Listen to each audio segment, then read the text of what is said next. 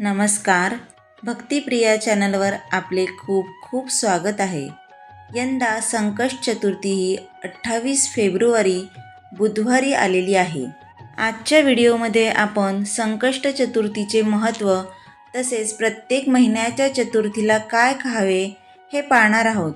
पण त्या अगोदर चॅनलला सबस्क्राईब केले नसेल तर सबस्क्राईब नक्की करा. गणेशाला विघ्नहर्ता मानले जाते. गणपती भाविकांची प्रत्येक संकटे, त्रास आणि अडथळे दूर करतो. म्हणूनच प्रत्येक शुभ कार्यात प्रथम गणेशाची पूजा करण्याची परंपरा आहे. कोणत्याही भक्ताला त्याच्या जीवनातील संकटावर मात करायची असेल तर गणेश पुराणात गणपतीच्या संकष्ट चतुर्थीचे व्रत करण्यास सांगितले आहे. संकष्टीचे व्रत पाळणाऱ्या भाविकांची संकटे दूर होतात. हे व्रत प्रत्येक महिन्याच्या कृष्ण पक्षातील चतुर्थीला केले जाते. गणेश पुराणात ब्रह्मदेवाने या व्रताचे महत्त्व सांगितले आहे. हे व्रत करणाऱ्यांची इच्छापूर्ती होते. प्रत्येक महिन्याच्या उपवासाच्या विविध पद्धती आहेत.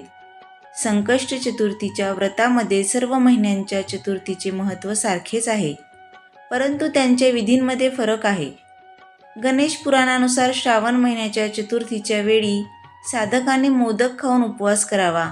भाद्रपदाच्या चतुर्थीला दूध प्राशन करावे आणि अश्विन महिन्याच्या चतुर्थीला पूर्ण उपवास म्हणजेच निरंकार करावा. याशिवाय कार्तिक महिन्यातील चतुर्थीला दूध प्यावे आणि मार्गशीर्षात निरंकार राहावे. पौष महिन्यात गोमूत्र, माघ महिन्यात तीळ आणि फाल्गुनमध्ये तूप साखर खावे. चैत्रात पंचगव्य, वैशाखमध्ये शतपत्र, ज्येष्ठात फक्त तूप आणि आषाढ महिन्याच्या चतुर्थीला फक्त मध खावे. गणेश पुराणातही संकष्ट चतुर्थीचे महत्त्व सांगण्यात आले आहे.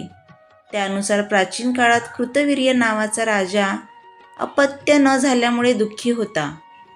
पुत्रकामेष्टी यज्ञ आणि तपश्चर्या करूनही त्यांना बालसुख मिळाले नाही. यावर नारद ऋषींच्या सांगण्यावरून राजाच्या पूर्वजांनी ब्रह्माजींना उपाय विचारला. ब्रह्माजींनी यावर उपाय म्हणून संकष्ट चतुर्थीचे व्रत सांगितले.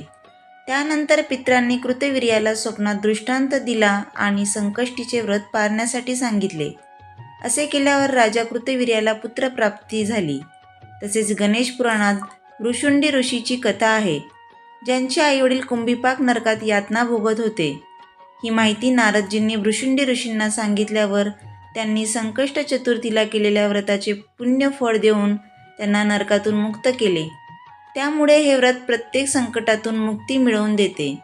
आजचा हा संकष्ट चतुर्थीचा व्हिडिओ आवडल्यास जास्तीत जास्त शेअर करा, लाईक करा आणि चॅनलला सबस्क्राईब नक्की करा. धन्यवाद.